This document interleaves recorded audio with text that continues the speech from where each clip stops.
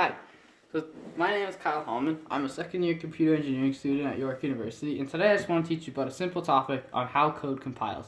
So we'll start off with something simple. In this case, I just want to ignore the idea of the classes and stuff. I want to mainly focus on methods and what's inside the methods. So we'll start off with something simple. Just a simple little main method.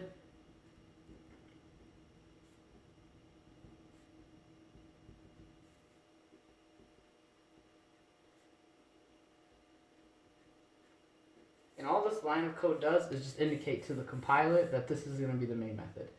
And we'll just write a printout statement that will just print the word hello. Very simple. And again, the curly brackets will indicate what's inside the code when this is run. So, to start off, what happens when code is read, the most important thing is it always starts from top to bottom. So, it will start off here. And it will recognize this is a main method, this is what's being called first. This is the main thing that is being called when you hit run. So it will read this meaning just indicating that it's going to output something. So this curly bracket again just means that whatever's inside here is what you want being read. This is the code. This is just kind of like a blockage. This line here, it's a simple line. It's just telling to the code that I want the system, in this case your computer, your output, to print out the word hello. And our output would just be the word hello as written there. It's pretty simple. This indicating that it's closed, there's no more, it's gone. So the important thing to take away from this right now is that code is read from top to bottom. Now the next important thing that you're definitely going to be using in your coding career is variables. Variables in code work the same way as they do in math and pretty much anywhere else you would use a variable. So again, we'll just write a simple main method.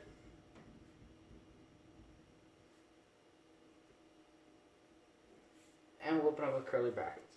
So we'll start off with a really simple variable, an integer recognized as x. Now and we'll set some arbitrary value, maybe 4 is good. So this just means an integer, meaning the variable that's being defined after is going to be an integer, and as you know in math, integers are just whole numbers. Next, maybe we'll make another integer. We'll call this one y, and we'll set the value of y to be 5, is a good value. Again, same thing here, we're just calling it x is equal to 4, y is equal to 5, and they're integers. Next, we'll set one int z, and that's it. We'll just call it z. Next, we'll do a little arithmetic, and we'll call z is equal to x plus y.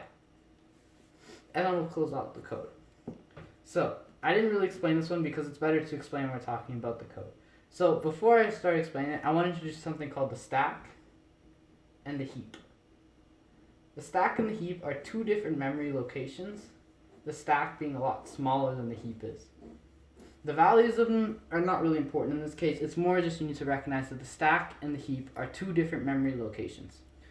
So what the stack will do is kind of like what is run at the moment. So again, main method, I won't really explain that one, but this is what's called first.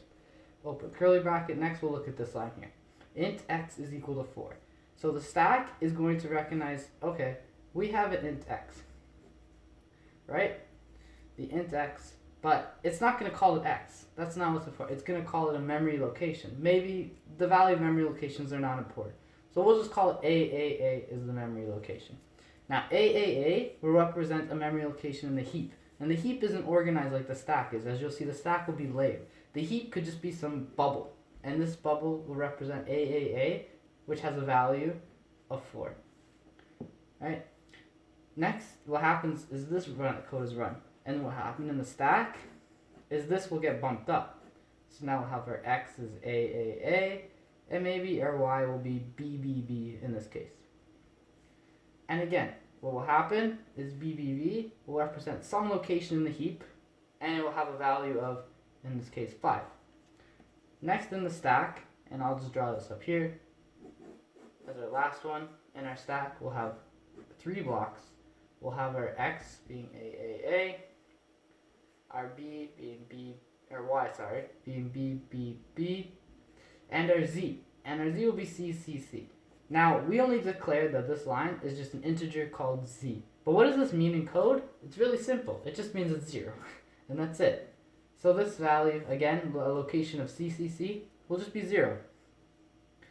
So From here, now we take to this line. Int z equals x plus y. So in this case, it's going to look, okay, well, x has a location of a in the heap, that's 4. B has a location of b, that's 5. Z has a location of cc, well, that's 0. But we're changing this. So when we run this, x plus y, all we're doing is we're setting z now equal to 9, as 4 plus 5 is 9. And that's it. The memory location is now saved to 9. Another important thing that I just want to briefly address on is the garbage collector. It's a really important thing to help minimize the amount of memory you use in your code. It's also really simple to understand. So when this is ended here, what happens to the stack and the heap? These are no longer being used in our pseudocode here that we've created. What will happen is all of it just gets wiped out. It's saved in the heap for a little longer. Eventually the code kind of realizes that, okay, well, we're not using it anymore, so we can get rid of it. Usually it's the stack that goes first, especially since the stack is a lot smaller size than the heap. And that's how the garbage collector works, and that's what saves you a lot of memory in your code. And that's it. Hope you learned something, and thank you for listening.